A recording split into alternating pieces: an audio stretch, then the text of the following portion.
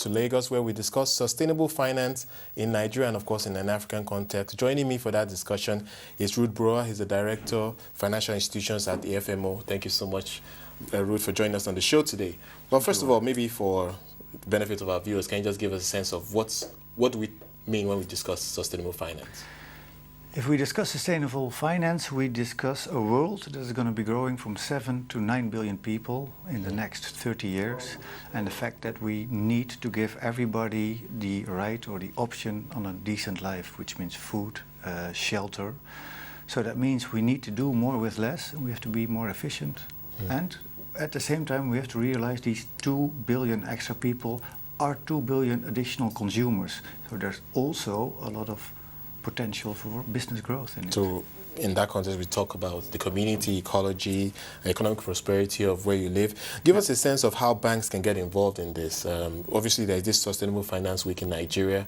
Give us a sense of how the role that banks have to play in promoting a world with sustainable finance as a focus. Yeah, I think that's a very good question. It has 3 aspects.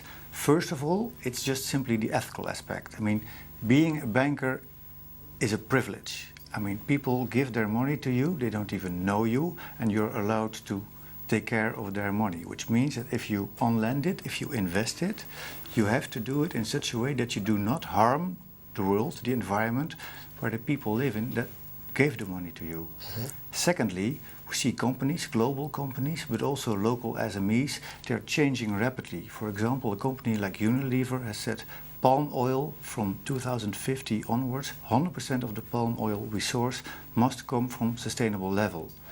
So if you as a banker finance, for example, an agriculture project that is not sustainable, you will lose the client because it cannot export anymore. And this trend you see all over the world. All right, talk a bit about what banks stand to gain, though, because obviously banks are in business to make money. How getting involved with sustainable finance from a, should I say, entrepreneurial perspective, what the banks stand to gain? Well, exactly, and that's the third aspect. It offers huge business opportunities because sustainable finance is also simply about efficiencies. It's also about new products. Nigeria is starting also in solar power. In the first 5 megawatt will be constructed in Nigeria. That needs financing. But at the same time, there's lots and lots of inefficiencies, for example, in the energy sectors.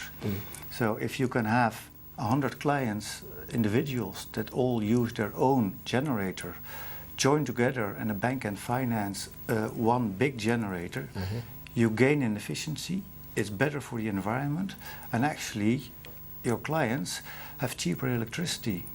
So there's lots of opportunities in it. Right. Okay, talk about the African continent. Obviously, you've been coming to Africa for over a decade. Give us a sense of to what extent this whole idea has caught on the continent.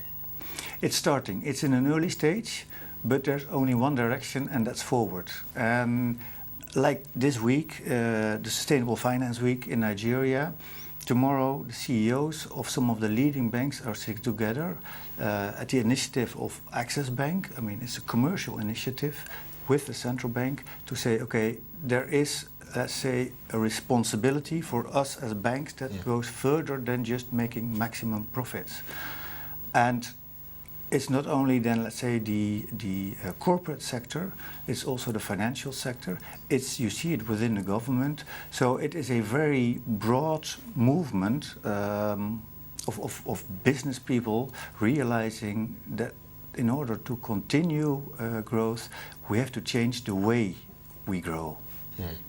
All right, thank you so much, Ruurd. Unfortunately, we can't take this further because we've run out of time, but thank you for joining us. We'll be speaking to Ruurd Brouwer, who is the Director of Financial Institutions at the FMO.